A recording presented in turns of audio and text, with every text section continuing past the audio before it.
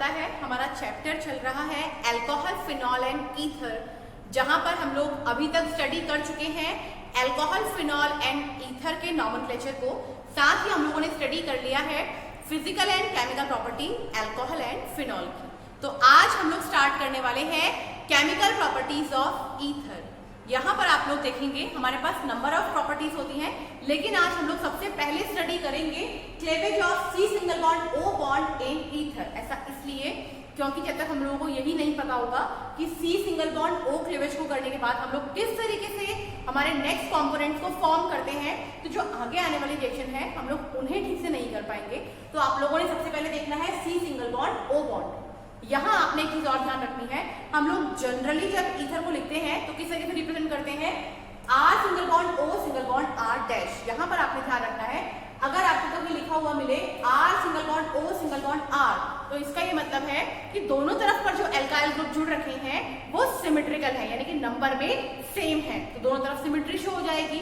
लेकिन अगर कहीं पर हम लोग को शो होता है R single bond O single bond R dash, तो आप लोगों ने समझना है कि यहाँ पर जो एल्काइल ग्रुप है वो अनसिमेट्रिकल है। अनसिमेट्रिकल मतलब एक तरफ नंबर ऑफ कार्बन ज्यादा है और एक तरफ नंबर ऑफ कार्बन कम है। अगर ऐसा होता है कि दोनों तरफ नंबर ऑफ कार्बन सेम है, तब तो हम लोग C single bond O cleavage left या फिर राइट किसी भी एक साइड से शो करेंगे तो कोई भी प्रॉब्लम नहीं होगी, हमारे पास कॉम्पोनेंट सिमिलर बन के आएंगे। लेकिन अगर ऐसा होता है हमारे पास यहाँ नंबर ऑफ कार्बन डिफरेंट है, यानी कि R single bond O single bond R dash, दोनों number of carbon alkyl group different है, तब हम लोग क्या करेंगे, तब आप लोगों ने ध्यान रखना है कि आप लोगों को उस सीरीज को चूज करना है या फिर कार्बन की उस चेन को चूज करना है हमारे हाइड्रोजन ग्रुप को अटैच कराने के लिए जहां पर नंबर ऑफ कार्बन कम होंगे। ऐसा इसलिए क्योंकि हम लोग मानते हैं कि हमारी केमिकल प्रॉपर्टीज के अंदर कोई भी ऐसी एक चेन जहां पर नंबर ऑफ कार्बन ज्यादा रहेंगे, हमारे मेन कंपोनेंट में वो चेन ज्यादा स्टेबल होती है। तो हमारा मेन कंपोनेंट के अंदर जहां पर भी कार्बन की चेन ज्यादा होगी उसको हम लोग O के साथ अटैच रखेंगे और वहां पर हमारे जो हैलोजन एसिड है उसके हाइड्रोजन को मूव कराएंगे तो अल्कोहल को फॉर्म करेंगे। तो देखते हैं ये किस तरीके से फॉर्म होगा। अगर हम लोग यहाँ पर बात करते हैं R single bond O single bond R dash, क्योंकि ये एक जनरल रिएक्शन है तो यहाँ पर हम लोग सिर्फ मैकेनिक्स को शो कर रहे हैं कि किस तरीके से ये रिएक्शन प्रोसीड होती है। उसके बाद हम लोग कुछ एग्जाम्पल्स की हेल्प से इनको समझने की कोशिश करेंगे। यहाँ हम लोग अगर बॉन्ड ब्रेक करते हैं एल्काइल और ऑक्सीजन का, हमें पता है एल्काइल होता है पॉजिटिव चार्ज, इलेक्ट्रॉन शिफ्ट होंगे ऑक्सीजन की तरफ नेगेटिव चार्ज, बॉन्ड ब्रेक हो जाएगा H पॉजिटिव X नेगेटिव। हम लोग क्या करेंगे, एल्काइल ग्रुप पर अटैच कराएंगे हाइड्रोजन को और हाइड्रोजन को अटैच कराएंगे ऑक्सीजन के ऊपर। कंपोनेंट क्या बनेगा, R single bond O single bond H, हम लोगों ने R के ऊपर ऑक्सीजन एंड हाइड्रोजन को अटैच किया है, प्लस में हो जाएगा R dash single bond X। तो ये हमारी जनरल मैकेनिक्स है इस रिएक्शन की। अब हम लोग पहले एक एग्जांपल देखते हैं। फॉर एग्जांपल हमारे पास number of component CH3 single bond O single bond CH3, दोनों तरफ नंबर ऑफ कार्बन सिमिलर है। हमने रिएक्शन कराई है H सिंगल बॉन्ड Cl के साथ, बॉन्ड ब्रेकेज होगा H पॉजिटिव Cl नेगेटिव। हम लोग बॉन्ड ब्रेकिंग कराएंगे, इलेक्ट्रॉन की शिफ्टिंग होगी ऑक्सीजन की तरफ negative charge, positive charge Cl जाएगा CH3 के पास, H जाएगा O के पास। तो कंपोनेंट क्या बन के आएगा हमारे पास, कंपोनेंट बनेगा CH3 single bond Cl plus CH3 single bond OH। यहाँ जो हमारे पास प्रोडक्ट फॉर्म हुए हैं आप देखिए दोनों तरफ नंबर ऑफ कार्बन क्या है, सिमिलर है। अगर नंबर ऑफ कार्बन सिमिलर है तो ये सिमेट्रिकल कंपोनेंट की रिएक्शन थी। लेकिन अगर हमारे पास ऐसा होता है कि CH3 single bond O single bond CH2 single bond CH3, अब यहाँ नंबर ऑफ कार्बन है 2, यहाँ पर नंबर ऑफ कार्बन है 1, तब मैंने आप लोगों को बताया था कि आप लोगों को उस कार्बन को प्रेफरेंस देनी है या फिर उस चेन को प्रेफरेंस देनी है जहां नंबर ऑफ कार्बन कम होंगे हमारे नेगेटिव चार्ज को अटैच करवाने। फॉर एग्जाम्पल यहाँ पर हमें H सिंगल बॉन्ड Br को गाइड कर दिया, अगेन सेम हम इसे तोड़ेंगे H पॉजिटिव Br नेगेटिव। अब ये Br नेगेटिव यहाँ पर से किस चेन के अंदर जाएगा ये डिसाइड करेगा कि चेन की लेंथ क्या है। तो यहाँ बात करते हैं नंबर ऑफ कार्बन है 1, यहाँ नंबर ऑफ कार्बन है 2। मैंने कहा नेगेटिव चार्ज उस कार्बन पे जाएगा, उस चेन पर जाएगा जहाँ नंबर ऑफ कार्बन कम है। तो अब की बार जो हम लोग क्लेवेज कराएंगे वो क्लेवेज कुछ इस तरीके से होगी, नेगेटिव चार्ज है पॉजिटिव चार्ज। तो Br जाएगा CH3 के पास, कंपोनेंट क्या बनेगा, कंपोनेंट बनेगा CH3 single bond Br plus में नेक्स्ट कंपोनेंट बनेगा CH3 CH2 मैं इसको लिख रही हूँ C2H5 सिंगल बॉन्ड OH। तो हमारा मेन कंपोनेंट जो है C2H5 सिंगल बॉन्ड OH है और हमारा साइड कंपोनेंट जो है वो CH3Br है। तो इस तरीके से हमें सॉल्व करना है उन रिएक्शंस को जहां unsymmetrical and symmetrical number of carbon की चेन है। अब यहाँ पर हमारे पास फॉर एग्जांपल एक क्वेश्चन आता है हमारी साइक्लिक चेन के ऊपर, यानी कि O single bond CH3 plus में हमारे पास कंपोनेंट है H सिंगल बॉन्ड Cl। अब अगर हमारे पास यहाँ कंपोनेंट आ रहा है तो हम लोग कैसे रिएक्शन करेंगे? अगेन आप देखेंगे यहाँ पर जो बेंजीन की चेन है, यहाँ नंबर ऑफ कार्बन जो है वो होते हैं हमारे पास 6, यहाँ नंबर ऑफ कार्बन है 1। हमने कहा था कि उस कार्बन की चेन को हम लोग रिमूव करेंगे जहाँ नंबर ऑफ कार्बन कम है। तो यहाँ बॉन्ड अगर हम लोग ब्रेक करते हैं बनेगा H positive Cl negative.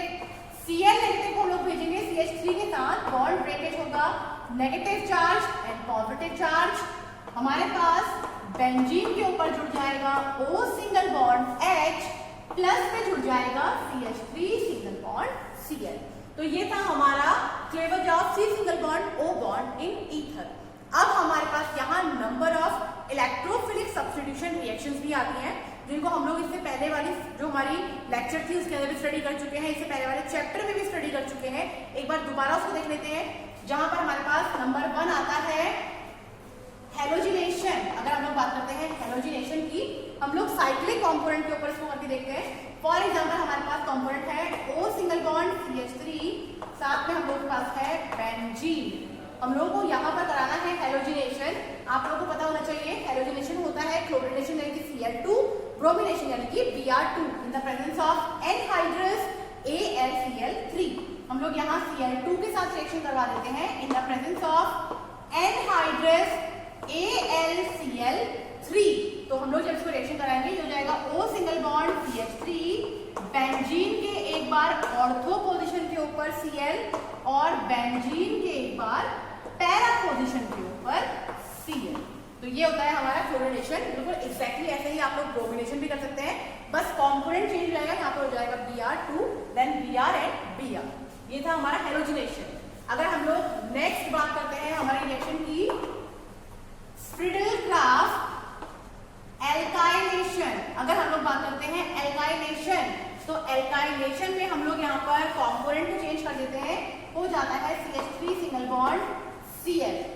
CH3 single bond Cl again bond breakage होगा, ये शिफ्ट हो जाएगा negative charge positive charge, bond breakage. अब अपने ध्यान रखना है यहाँ पर, यहाँ बॉन्ड ब्रेकेज हम लोग को ईथर फंक्शनल ग्रुप पे ना करा करके हम लोग को यहाँ से हाइड्रोजन को रिमूव कराना है। इसका मतलब है हमारे साइड कंपोनेंट में रिमूव होकर निकलेगा HCl। और अगर हम लोग बात करते हैं कि ऑर्थो पैरा पे क्या कंपोनेंट अटैच होगा, तो आपने ध्यान रखना है यहाँ पे अटैच होगा एक बार CH3 और एक बार CH3। ये होता है फ्रीडल-क्राफ्ट एल्काइलेशन। और अगर हम लोग बात करते हैं हमारी नेक्स्ट रिएक्शन जो कि होती है फ्रीडल-क्राफ्ट एसाइलेशन, तो एसाइलेशन के लिए हमारे पास कंपोनेंट चेंज होता है, हो जाएगा O single bond CH3 benzene के ऊपर। अब यहाँ दो कंडीशन होती है, या तो हम लोग एसाइलेशन में यूज करें CH3COO COCH3, या फिर हम लोग यूज कर सकते हैं CH3 single bond C double bond O single bond Cl, again anhydrous AlCl3 की प्रेजेंस में। अब अगर हम लोग यहाँ पर बात करते हैं, ये एसिड क्लोराइड होता है। एसिड क्लोराइड को जब हम लोग ब्रेक कराएंगे negative charge positive charge, again निकलना हमारे पास HCl ही है, लेकिन जो अटैच होगा फंक्शनल ग्रुप वो यहाँ चेंज हो जाएगा। अटैच करने वाला फंक्शनल ग्रुप इस बार हमारे पास रहेगा C double bond O CH3। तो कंपोनेंट क्या बनेगा C double bond O CH3 ortho position के ऊपर and C double bond O CH3 para position.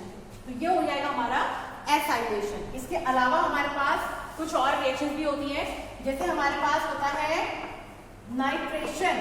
अगर आप लोग बात करते हैं नाइट्रेशन की, अगेन हम लोग कंपोनेंट को चेंज करेंगे। नाइट्रेशन में हम लोग यूज करते हैं concentrated HNO3 in the presence of concentrated H2SO4।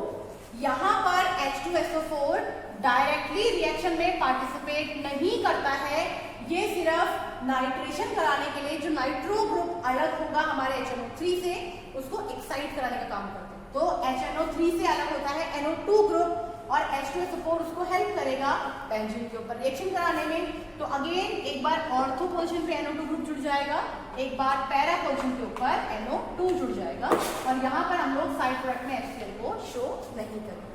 तो ये थी हमारी केमिकल प्रॉपर्टीज ईथर की। आई होप आप लोगों को प्रॉपर्टीज समझ में आई होंगी और आज हमारा चैप्टर यहाँ पर खत्म होगा। हम इसके आगे वर्कशीट सॉल्व करेंगे इस चैप्टर की। आज के लिए इतना ही।